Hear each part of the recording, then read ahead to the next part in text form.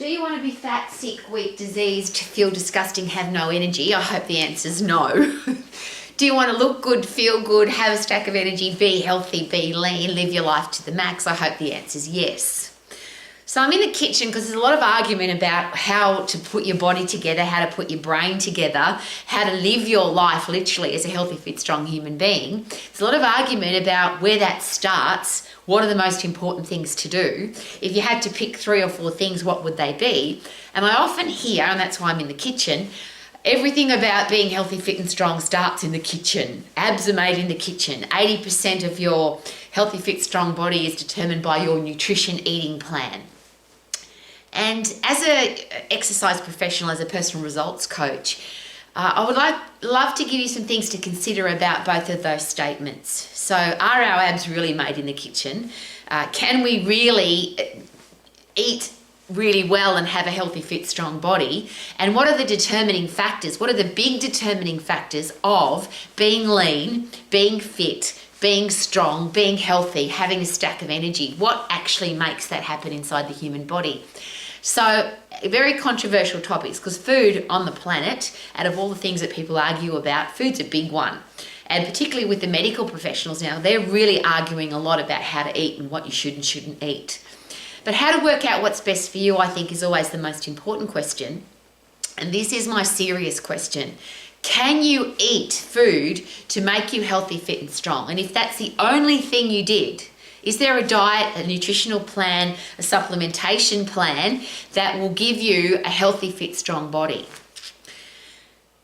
Or if you have a healthy, fit, strong body, does it need to be fueled effectively? Yes, but if you are healthy, fit and strong, is it possible that the rest of your body will work effectively so that you'll choose different foods or you'll choose healthier foods? You'll make better decisions about the things that you put into your body. So this is a story that it's one of my, as a personal results coach, one of my most exciting stories. I had a guy come to me, and initially very sadly, his father had died of a heart attack at a very young age. Matt was young himself, and when I asked him, what is your number one goal? He said, I don't want to die early. My dad isn't here anymore, and I miss him. I don't want to die. So that's a pretty good motivation, inspiration, driving force to be healthy. I don't want to die. Now, when we looked at what he was eating, probably the most horrific eating plan that whatever you believe in, Matt's eating plan was probably the worst that you've ever seen. So he wouldn't have breakfast. He had takeaway food for morning tea, takeaway food for lunch. In fact, that was one of the things he joked about. I pick something from the big 4 every lunchtime. So I'll have KFC or McDonald's or pizza or something takeaway every lunchtime. He would have burger and fries and takeaways for afternoon tea. He would have frozen meals for dinner, and everything was just highly processed, full of fat, full of sugar, full of salt. Doesn't matter which area of food you want to be arguing about. If you looked at what he was eating, you'd say Matt's diet was pretty crappy. But he didn't want to die. He also didn't have a lot of time. He was a computer programmer. And what was really cool though, he lived across the road from my health club, so he could certainly come to the gym. And the only challenge with that was that he didn't really like to exercise and he didn't have very much time.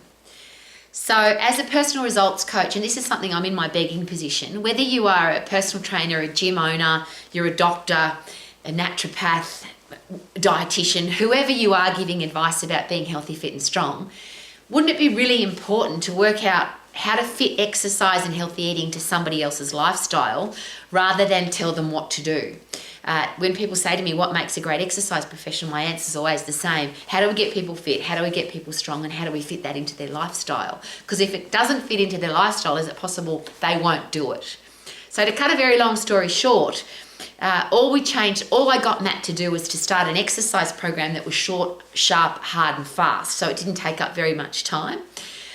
He loved rugby union. That was his favourite sport to go and watch. So everything that I did was based around skills to do with rugby union that got him puffed and got him to lift heavy. And that was really awesome because rugby union players lift heavy things. So he would come to the gym and do a very short workout, literally no longer. He was never in the gym for longer than 10 minutes. He did short, sharp, hard and fast, get puffed, phosphate, intense training. And it was all very short and very quick and didn't take up very much time. From an eating changing, what should he be eating point of view, he didn't want to change anything. So all I did was I chatted to the folks with his permission who were providing him with his food. So his mum was cooking him dinner once a week.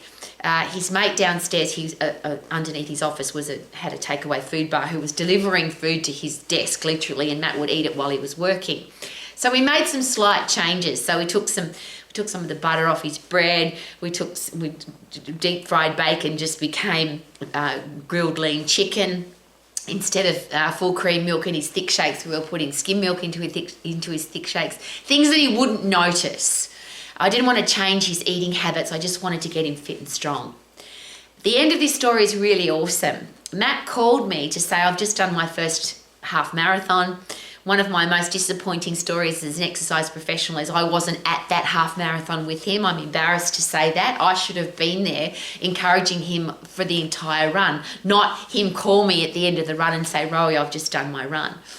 And his very poor, unhealthy eating habits of just junk, highly processed food became a guy who, and I forgot to tell you because this is the funniest part of the story. I said, Matt, do you drink? And he said, yeah, but my dad, one of the reasons I think he died early because he drank too much. So I don't drink during the week. So what do you drink on the Funday, Friday evening, Matty? Well, I have 18 bourbon and cokes because I have a challenge with getting drunk if I have 19. 18 bourbon and cokes was his limit because at 19 he would get drunk. I'm sharing that with you because this guy, his headspace changed so much that he stopped drinking alcohol altogether. I didn't help him with his eating plan except those tiny changes. But he came back to me saying, I'm not drinking alcohol anymore. I'm eating fruit and vegetables. I'm not eating processed food. I'm eating lean and clean and healthy. And now I'm running marathon or half marathon. He was fit, he was strong, he was lean. I'm sharing that with you because none of that was made in the kitchen. None of the changes were massive to do with his food. It was just about getting him fit and strong. And the reason I share that with you is it possible, please consider that when you've got a fit, strong body, you've got a fit, strong brain. You make different decisions about your food. I didn't tell him he had to stop drinking. He made that decision by himself. I didn't tell him to stop eating junk takeaway food. He made that decision by himself. All we did was make sure that his brain could think for itself clearly and that he was a healthy, fit, strong human being with a program that was short, sharp, safe, effective, and could fit into his lifestyle. So is it possible, and this is where it's a psychology thing, if you change somebody's diet completely and then you give them exercise that they don't want to do, big, long, boring exercise programs, is it possible that both of those, apart from the fact that they become impossible because nobody wants to eat that way and nobody can exercise for that long, but have you ever experienced this where somebody misses a day at the gym, so they go, oh, bugger my eating plan, I'll start again on Monday. I don't want people to live like that. I want people to live healthy, fit and strong for the rest of their life. So if I can get their body fit and strong and their brain fit and strong, then is it possible they'll make those better decisions for themselves?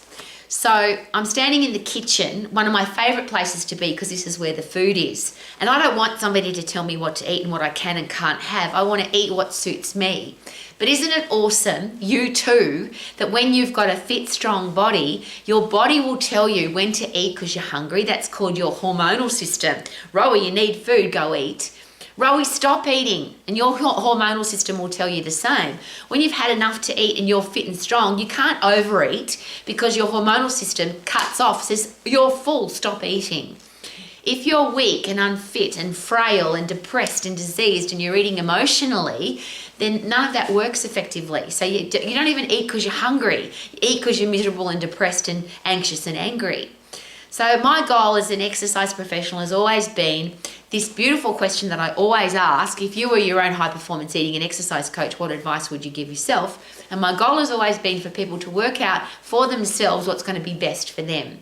So what do you want to do to get puffed? That the thing that you like the most or the thing that you hate the least to get puffed? What are we going to lift So is it going to be your child? Is it going to be a log in the garden? Is it going to be some rocks in a wheelbarrow?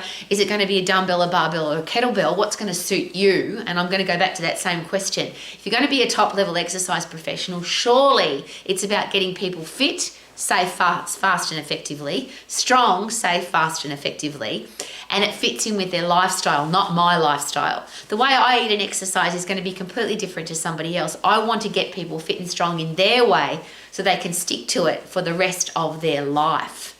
So rather than focusing on what you can't have, mustn't have, don't have, shouldn't have when it comes to food, rather than focusing on abs are made in the kitchen, well, how about if you've got a fit, strong body, the side effect is that you'll be lean, so you'll be able to see your abs, and that's not made in the kitchen. That's called get puffed, lift heavy, be fit, be strong, and have a body that has a hormonal system that looks after you. And I always share that. If you look after your body will look after you. If you get fit and strong, you'll have a hormonal system that keeps you fit, keeps you lean, sends you to sleep, wakes you up, tells you when to drink, tells you when to eat. The whole thing works beautifully together. So how about we get people fit and strong rather than telling people what they can and can't have, what they should and shouldn't have, what they can and can't do. If you were your own high performance eating and exercise coach, what advice would you give yourself so that you can be healthy, fit, strong, lean, energetic, and live your life to the max for the rest of your life? Woohoo! Super duper doo! How are you? Living my life to the max. Yeah, yeah.